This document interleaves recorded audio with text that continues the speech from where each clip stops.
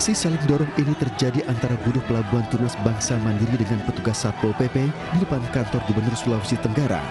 Ratusan buruh ini memaksa masuk untuk bertemu Gubernur Sulawesi Tenggara Ali Mazi. Saya masuk pada tuntutan. Perkenalkan Pak. Demonstran menuntut agar Kepala Dinas Koperasi dan UMKM Sulawesi Tenggara dicopot karena tidak bisa menyelesaikan permasalahan internal Koperasi Tunas Bangsa Mandiri terkait uang sisa hasil usaha yang belum diterima anggota koperasi selama 3 tahun. Agar dipercepatnya proses audit yang sudah lama berlarut-larut ini. Yang kedua, kami meminta kepada Gubernur Provinsi Sulawesi Tenggara untuk sesegera mungkin mencopot Kepala Dinas Koperasi Provinsi Sulawesi Tenggara. Sebelumnya demonstran mendatangi kantor Dinas Koperasi dan UMKM Sulawesi Tenggara namun tak menemukan satu pegawai pun yang bertugas. Mereka lalu menyegel kantor sebagai bentuk protes karena lambatnya kinerja Kepala Dinas dalam menyelesaikan dugaan penyelewengan dana SHU dan dana sosial Koperasi Tunas Bangsa Mandiri.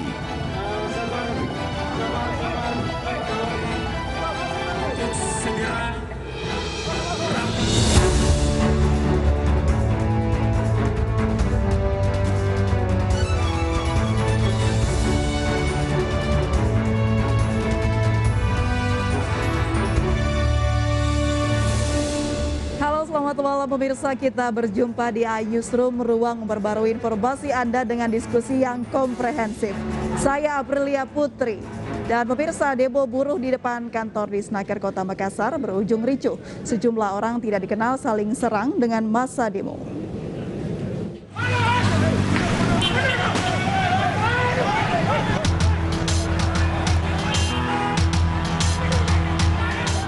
Sekelompok orang tidak dikenal tiba-tiba menyerang peserta demo buruh di depan kantor Disnaker Kota Makassar, Sulawesi Selatan.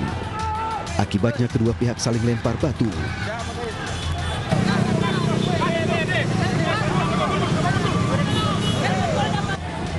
Aparat kepolisian dari Polsek Rakocini yang ada di lokasi berupaya membubarkan sekelompok remaja ini. Puluhan peserta aksi yang tak terima dengan penyerangan kemudian membalas dengan lemparan batu. Akibatnya tawuran melebar ke tengah jalan. Akibat penyerangan, satu mobil komando yang digunakan massa demo berorasi rusak di bagian kaca depan. Sejumlah peserta demo dan polisi juga terluka akibat terkena lemparan batu. Tiba-tiba ada segerombolan remaja di sana melempari kami dengan teman-teman di sini, sehingga mobil komando kami itu pecah dan teman-teman ada pun dikena maupun dari aparat kepolisian.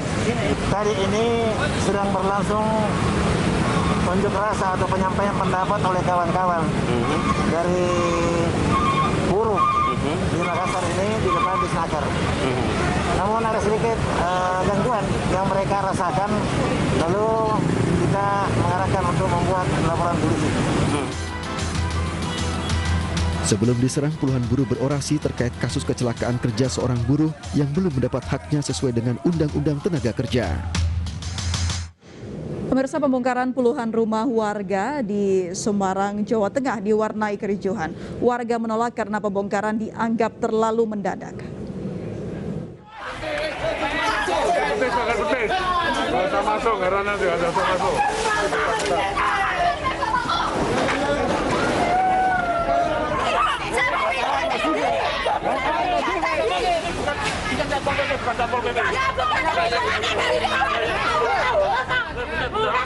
Warga menolak tempat tinggal mereka dibongkar Satpol PP.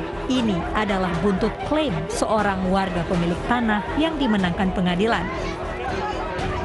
Pak, itu orangnya, Pak. Pak, itu orangnya tuh. Mari itu dari sana. Warga memang sudah mendapat uang kerohiman 40 juta rupiah. Tapi mereka menolak pembongkaran karena dianggap terlalu mendadak hingga tak sempat mencari tempat tinggal lain. Harusnya kan ini kan dikasih tahu dulu juga. Selama ini warga gimana, Bu? Ya kemarin kan katanya ada mau pembongkaran. Udah cari tempat kontrak, ada pindahan. Ternyata nggak jadi, kembali lagi. Sampai 3 kali. Pembongkaran tak bisa dibendung. Warga hanya bisa menangis tempat tinggal mereka dalam sekejap harus rata dengan tanah.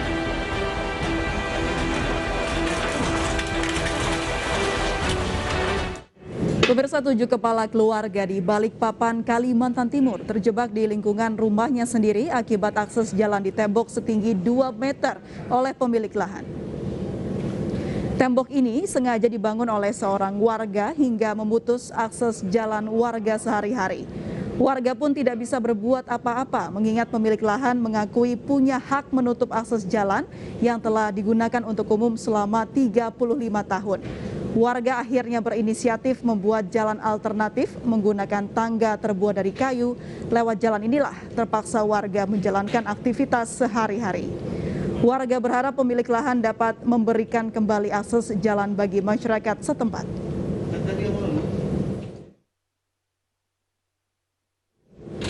Ya, pemirsa, berikutnya kita sudah terhubung dengan pemilik lahan yaitu Pak Rusdi. Selamat malam Pak Rusdi. Baik, Pak Rusdi, apa alasan Anda akhirnya menutup tembok ini, Pak? Mengingat di situ ada 7 keluarga yang tinggal di daerah tersebut. Oh, itu lahan kami sebenarnya mau kami jual, ya kan? Nah, kami melakukan mediasi itu jalan masuk di bulan kelima ini, Mbak. Jadi sebenarnya bukan langsung saja kami tutup begitu, enggak. Segala mediasi apa sudah dicoba. Tapi pemilik keluarga yang di belakang tidak mau kemarin sempat dimediasi oleh RT. Artinya opsinya apakah ikut sekalian dijual dengan lahan kami atau alternatifnya membuat jalan di samping tanah kami itu. Semua opsi sudah diberikan, tapi tidak diambil oleh pihak yang sekarang itu. Alasan dari keluarga yang tinggal di daerah tersebut apa, Pak? Apakah tidak mau pindah dari lokasi atau bagaimana? Kalau alasan saya kurang paham, Mbak. Cuma yang nyata opsi sudah kami berikan. Artinya kalau mau kalian itu lebih bagus. Tapi kalau tidak, silakan buat alternatif jalan di samping. Sudah dimediasi oleh RT. Dan pada waktu, saya lupa tanggalnya, tapi sudah terjadi kesepakatan dimediasi oleh RT, artinya sepakat sudah ikut dijual bahasanya gitu.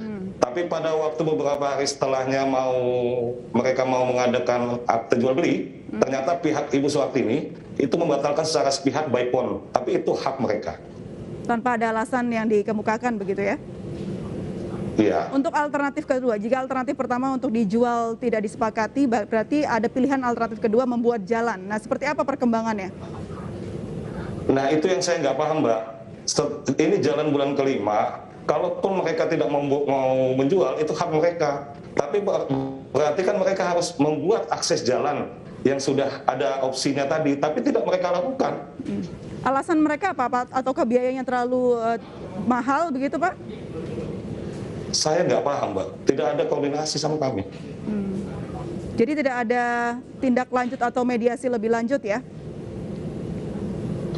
Iya, jadi ya itu opsi-opsi sudah kami berikan, artinya dan waktu pun sudah berjalan 5 bulan ini, ya tidak ada, mereka tidak juga mau membuat jalan baru, artinya tidak juga mau ikut menjual, tapi itu hak mereka semua, opsi sudah diberikan.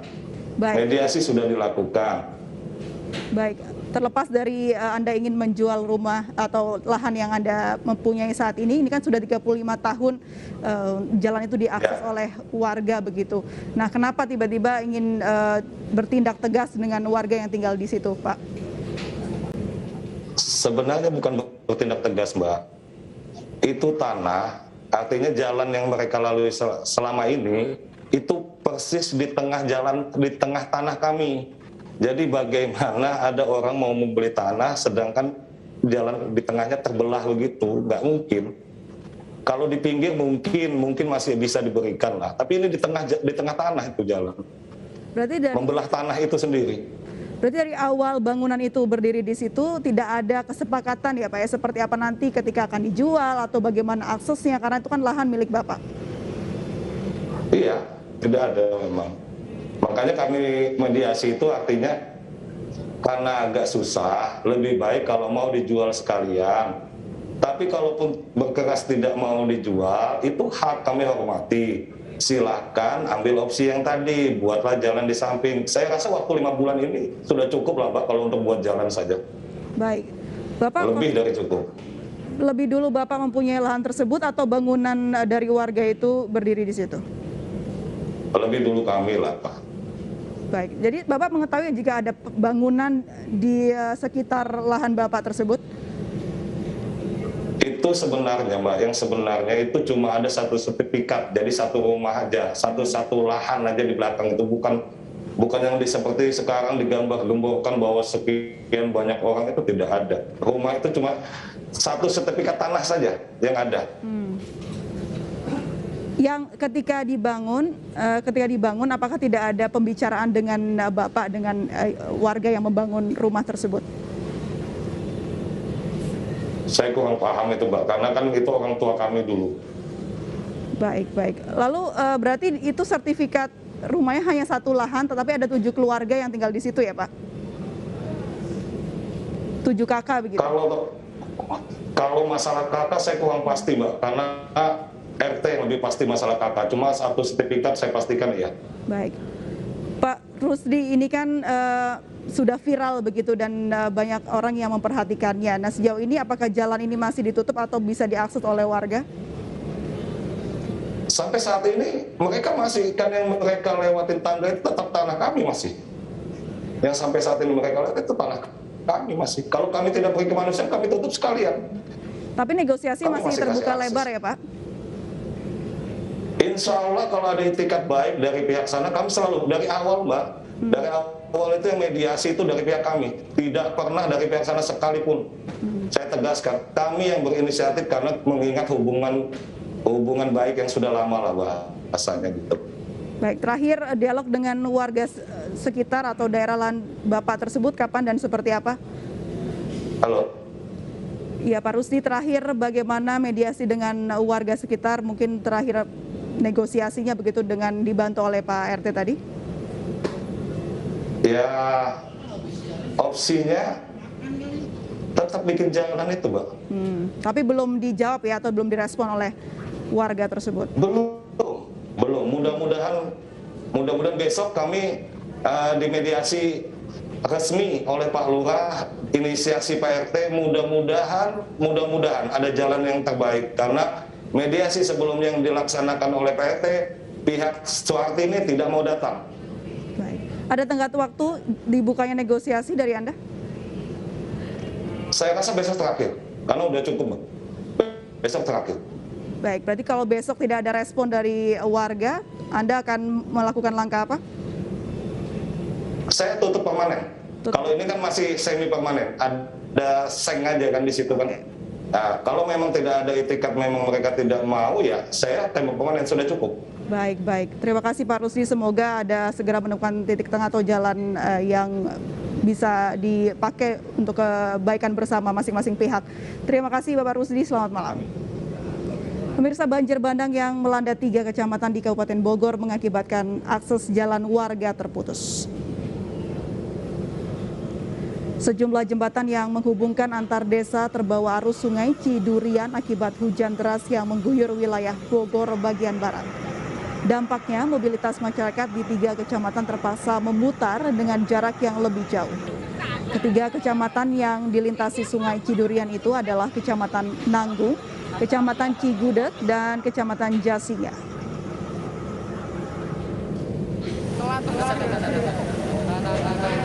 Hujan deras yang mengguyur wilayah Bogor Barat mengakibatkan meluapnya Sungai Cidurian pada Senin petang. Dari video rekaman warga, derasnya arus sungai membuat konstruksi jembatan gantung ini terseret arus. Menurut data BPD Kabupaten Bogor, selain merobohkan jembatan juga merusak belasan rumah.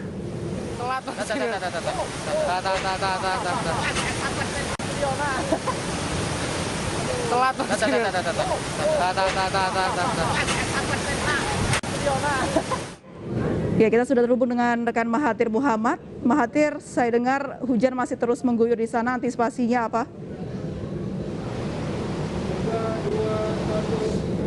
Ya, April, memang benar sekali bahwa kalau saat ini kami mengabarkan sudah turun hujan intensitas ringan atau gerimis ya. Kalau siang hari tadi sempat hujannya cukup deras, masih terjadi di kawasan Kabupaten Bogor, khususnya di Kecamatan Jasinga. Dan kalau saat ini pun kami mengabarkan, baru saja dari pihak PLN ini mencoba untuk memasang aliran listrik yang berada di desa sebelah, yaitu di Kampung Sedung, Desa Kalong Sawah, Cilogak. Dapat lihat, April, ini adalah teknisi dari pihak PLN dan juga dari pihak kepolisian Polsek Jasinga tetap bersiaga dan menjaga di kawasan ini, karena kalau dapat April lihat bahwa di desa sebelah, khususnya di Kampung Sedung, Desa Kalong Sawah, Cilogak, sangatlah gelap. Kalau kami pantau juga di seberang sini, itu hanya satu sisi lampu atau sisi jalan saja yang menyala. Kalau bakat April lihat mungkin sangat gelap ya dari kaca Anda, karena di sana ada satu desa yang memang cukup terisolir karena dia posisinya berada di bantaran kali yang terbagi dua, sehingga kalau dapat kami katakan menjadi sedikit pulau kecil, sehingga mereka tidak dapat melintas dari desa sebelah ke desa yang kami pijak di sini, yaitu khususnya di Desa Kalong Sawah, Kampung Parung, Sapi, Cilogak. Dan juga untuk dampak dari banjir bandang yang terjadi pada Senin malam kemarin, ini ada 2 rumah, April, yang terdampak parah, yang di samping kiri saya dan samping kanan saya. Saya akan mengajak Anda bersama juru kamera kami, Rizky Solihudin, menunjukkan satu rumah yang terdampak paling parah. Hal yang menarik adalah sebenarnya rumah ini memang sudah pernah terkena dampak banjir waktu tahun 2020.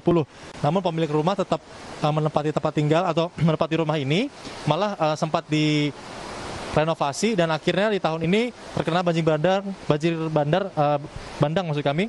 Ini di aliran kali Cidurian yang cukup deras, sehingga inilah kondisinya saat ini dalam rumah. Bagian ruang tengah sudah hancur, sudah terbawa arus. Hanya sisa-sisa dari puing-puing atap yang kami lihat di sini sudah hancur, dan posisinya ini kalau kami masuk langsung berpapasan lantai rumah, sedikit paling sisa 2 meter, langsung aliran kali Cidurian di bawahnya. Jadi ini sangat berbahaya. Kalau kami masuk ke dalam juga sebenarnya kami juga akan berbahaya, namun apabila ditinggali jauh lebih berbahaya lagi, April. Jadi inilah satu rumah yang terdampak paling parah saat ini. Dan kalau juga menurut data yang kami terima, desa yang berada di seberang, selain dari rumah ini, saya akan mengajak lagi untuk mundur, ini ada satu jembatan yang menghubungkan 2 desa. Desa yang kami pijak saat ini atau kami berdiri yaitu Desa Kalong Sawah, Kampung Paru, Sapi, Cilogak. Namun kalau desa di sebelah adalah Kampung Sedung, Desa Kalong Sawah, Cilogak. Jadi yang kami dapatkan tadi datanya adalah sebanyak 22 rumah terdapat di sana, dan ada 18 kepala keluarga atau 80 jiwa. Dan kami juga memantau atau kami mendapatkan data ada satu pondok pesantren di sana yang terdapat 50 santri. Nah, saat ini mereka terisolasi, tidak ada listrik, bantuan belum bisa dikirim karena aliran dari kali Cidurian ini masih cukup deras ya. Jadi masih belum bisa dipasang tali atau perahu karet untuk bisa menyeberang. Ini sangat-sangat berbahaya. Seperti itu, April, kembali ke studio. Seperti yang kita lihat tadi, dampak dari banjir bandang ini luar biasa sekali hingga menyebabkan rumah warga rusak. Di mana keberadaan warga saat ini dan bagaimana keadaan Pak Hatir? Ya, kalau keberadaan pemilik rumah yang di samping kanan dan kiri saya, ini rumah yang memang paling terdampak parah, benar sekali. Jadi mereka ini sudah diusingkan ke rumah saudara terdekat. Jadi mereka tidak di pengungsian karena memang mereka langsung mengambil barang-barang yang mungkin masih tersisa, langsung dibawa ke mobil, tadi kami sempat melihat, dan langsung mengungsi di rumah sanak saudaranya. Tadi kami sempat bertanya kepada pemilik, namun pemilik enggan untuk diwawancarai. Namun tadi juga sempat ada beberapa barang di garasi pun masih kami lihat, masih ada beberapa barang yang tersisa dan mereka bawa. Seperti itu, April. Terima kasih, Mahathir Mohamad melaporkan langsung dari Bogor, Jawa Barat. Meski belum masuk Indonesia, Presiden Jokowi minta jajarannya waspadai virus corona varian MU yang sudah ada di lebih dari 40 negara. Kami akan membahas virus yang kabarnya kebal vaksin ini usai jeda berikut.